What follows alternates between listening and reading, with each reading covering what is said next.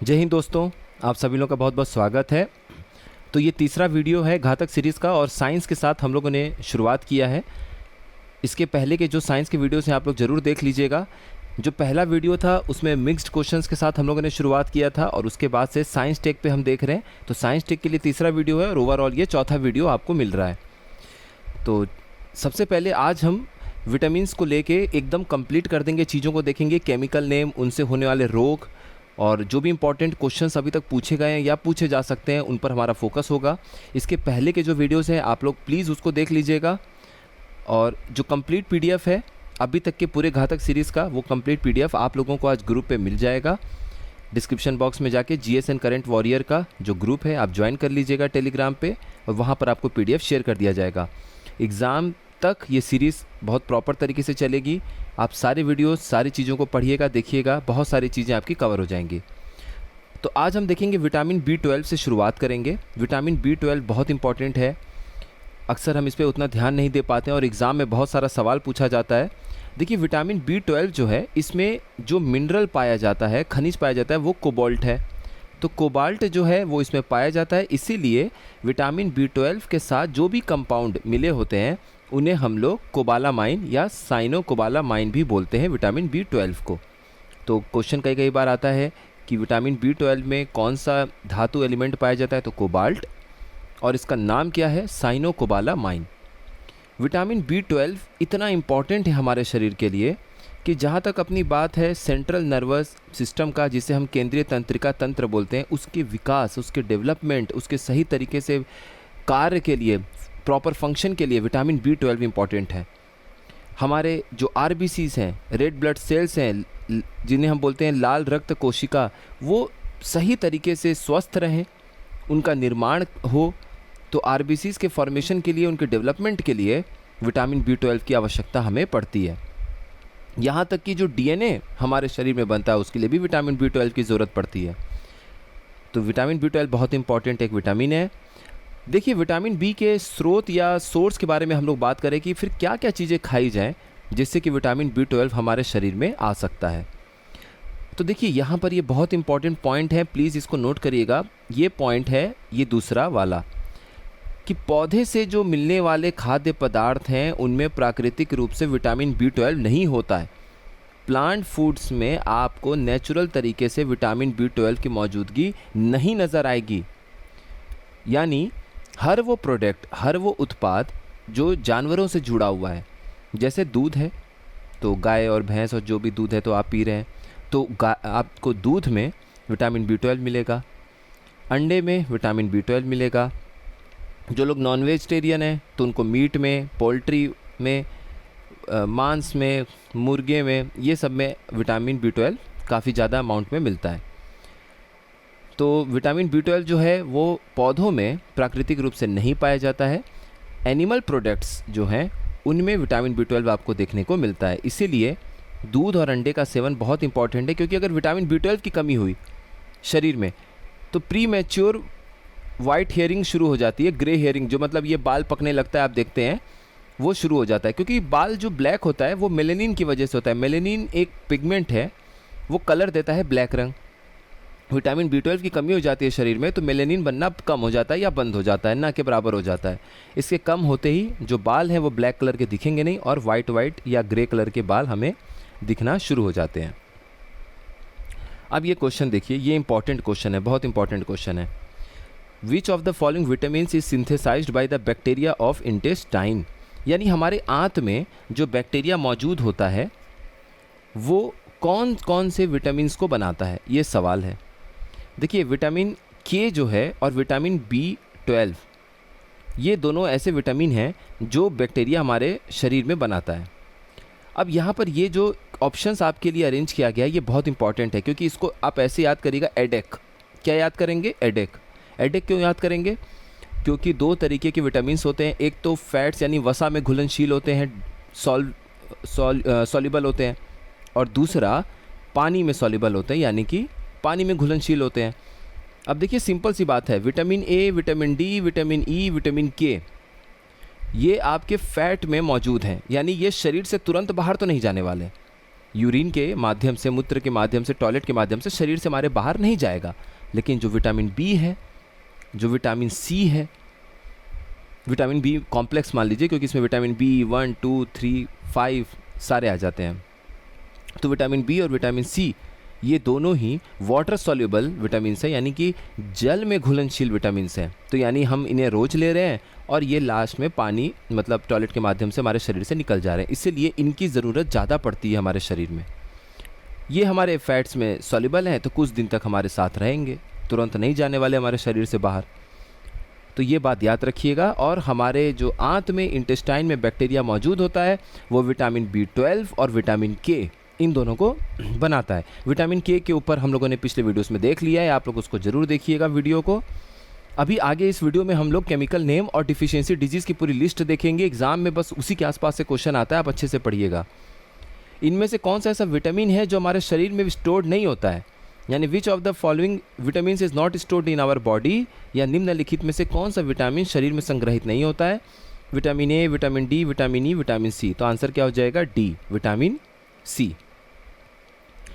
यहाँ पे वही बात लिखा है कि विटामिन बी, विटामिन सी दोनों ही पानी में घुलनशील विटामिन है। और पानी में घुलनशील या डिज़ोल्व होने का मतलब ये है कि हमारे शरीर से यूरिन या मूत्र के माध्यम से बाहर निकल जाते हैं, इसीलिए हमें इन्हें रोज़ लगातार अपने खाने में लेना पड़ता है। ये इम्पॉर्टेंट है, इसको ध्यान रखिएगा। चलिए अब देखिए ये लिस्ट है जो कि आप लोगों को अभी बता रहा था। और देखिए इतना इंग्लिश और हिंदी में परेशान होने की ज़रूरत नहीं है, वैसे तो इसमें दोनों ही लिखा हुआ है। हम लोग इसको देख लेते हैं अभी, क्योंकि इंग्लिश और हिंदी में नाम बिल्कुल सेम है, बस लिपि अलग अलग है। तो हम लोग हिंदी देख लेते हैं, इससे दोनों ही मीडियम के कैंडिडेट्स को कोई दिक्कत नहीं होगा। विटामिन B1, अभी हम रासायनिक नाम देखते हैं, केमिकल नेम। विटामिन B1 को हम क्या बोलते हैं? थायामीन। विटामिन B2 को क्या बोलते हैं? आप साथ साथ बोलते रहिएगा, राइबोफ्लेविन। विटामिन B3 को क्या बोलते हैं? नियासिन। विटामिन B5 को क्या बोलेंगे? पेंटोथेनिक एसिड, क्योंकि विटामिन B4 जैसा कुछ नहीं होता है। विटामिन B6 को क्या बोलते हैं? पायरिडॉक्सिन। विटामिन B7 को बायोटीन। विटामिन B9 को फोलिक एसिड। और विटामिन B12 को साइनोकोबालामाइन। क्यों? क्योंकि हमने अभी ऊपर देखा है कि विटामिन B12 में कोबाल्ट की मात्रा ज़्यादा होती है, कोबाल्ट मौजूद होता है। इसकी वजह से जो भी कंपाउंड बनते हैं विटामिन B12 की मदद से, उन्हें हम लोग साइनोकोबालामाइन का नाम देते हैं। इनमें से कौन सा एक महत्वपूर्ण स्रोत है, इंपॉर्टेंट सोर्स है विटामिन ई का? अब विटामिन ई भी हमारे शरीर में बहुत ज़्यादा इंपॉर्टेंट है। तो व्हीट जर्म ऑयल, जो गेहूं के बीच का तेल होता है, उसमें आपको विटामिन ई अच्छे खासे मात्रा में देखने को मिलता है और रिचेस्ट सोर्स है, आप कह सकते हैं। विटामिन ई की मात्रा सबसे अधिक अगर किसी चीज़ में पाई जाती है तो व्हीट जर्म ऑयल, यानी कि गेहूं के बीच के तेल में। विटामिन ई की हम लोग बात करें तो ये भी हमारे फैट में घुलनशील सॉल्युबल विटामिन है। इसके बहुत सारे रूप हैं विटामिन ई के, लेकिन जो अल्फ़ा टोसोफेरॉल है, इसलिए हम लोग विटामिन ई का नाम केमिकल फार्मूला में टोसोफेरॉल पढ़ते हैं। और फाइलोक्विनोन किसका पढ़ते हैं? विटामिन के का, जो कि ब्लड क्लॉटिंग, रक्त के थक्के को जमाने में काम आता है। तो विटामिन ई के कई सारे रूप हैं, लेकिन हमारा शरीर सिर्फ अल्फ़ा टोसोफेरॉल को ही इस्तेमाल करता है, इस बात को ध्यान रखिएगा।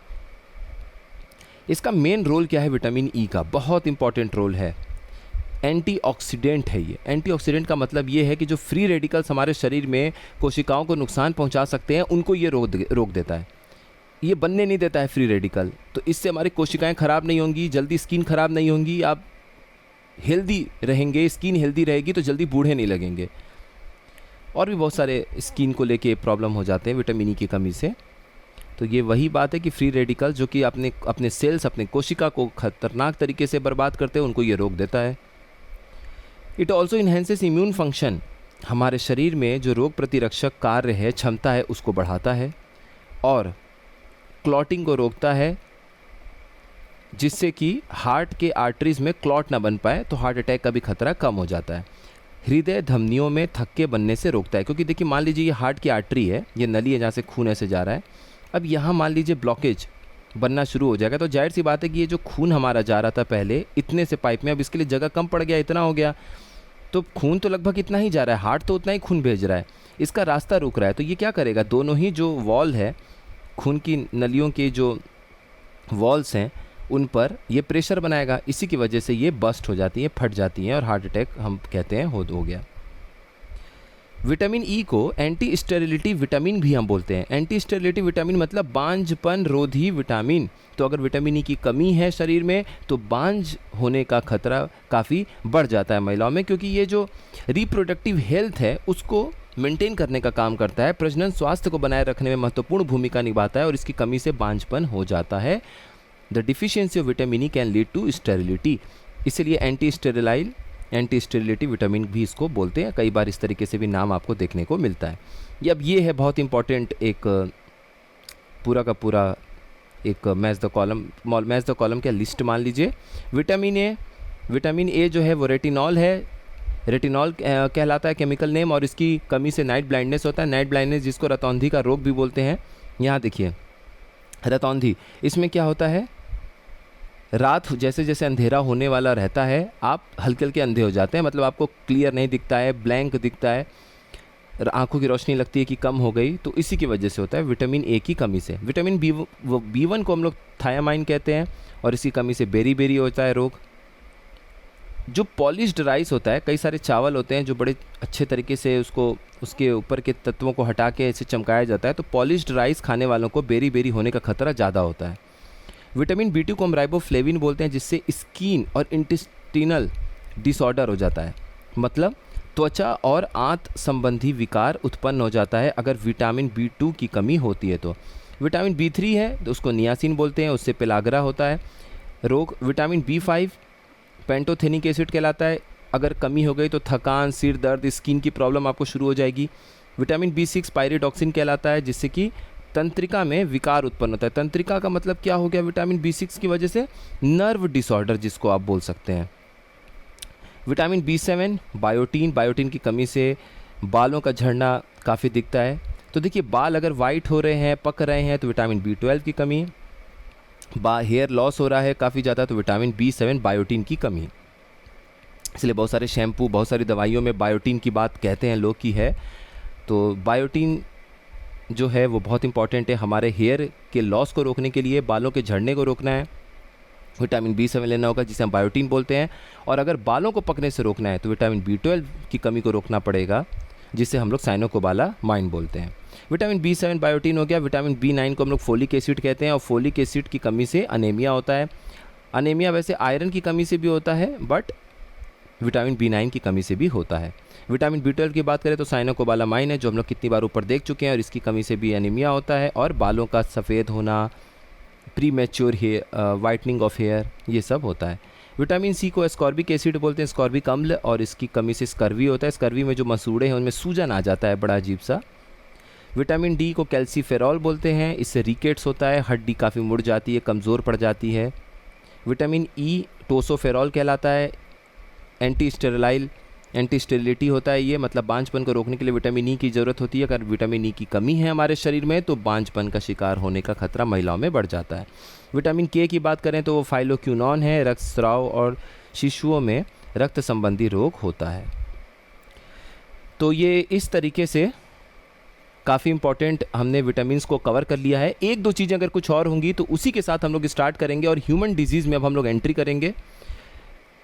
और ह्यूमन डिजीज़ को देखना है हमें, उसमें बैक्टीरिया, वायरस और जो रोग हैं वो हमें प्रॉपर तरीके से पढ़ना है। कुछ मिसलेनियस हैं, विविध प्रकार के हैं, उन्हें हमें देखना है, क्योंकि वहाँ से क्वेश्चंस आने का काफ़ी चांस होता है। तो ह्यूमन डिजीज़ देखने के बाद फिर हम लोग एक बार पाचन तंत्र के ऊपर अच्छे से देखेंगे, डाइजेस्टिव सिस्टम के ऊपर एक क्लास होगा अपना, उसको आप लोग ज़रूर देखिएगा। और लगभग आपको लगेगा कि हमारी बायोलॉजी जो है वो कंप्लीट होने वाली होगी। फिर हम लोग केमिस्ट्री और फिजिक्स पर चलेंगे, और तब फिर हम लोग पॉलिटी, हिस्ट्री, ज्योग्राफी सारी चीज़ों को कवर करेंगे। बाकी करंट अफेयर्स के अब ज़्यादा से ज़्यादा वीडियोस आने लगेंगे कुछ दिन में। मैप भी अब हम लोग अच्छे से देखेंगे, और हिंदी जो चल रहा है वो तो अपना चलता ही रहेगा। तो सारे वीडियोस कंप्लीट होंगे, आप लोग देखिएगा, पढ़िएगा। सबके PDF शेयर कर दिए जाते हैं ग्रुप में, सभी का फ़ायदा उठाइए, एडवांटेज लीजिए। चाहे वीडियो देखना हो, चाहे PDF पढ़ना हो, बहुत सारी चीज़ें आपकी कवर हो जाएंगी। एग्ज़ाम में आपको खुद दिखेगा फ़र्क कि आपकी तैयारी काफ़ी अच्छी हो रही है।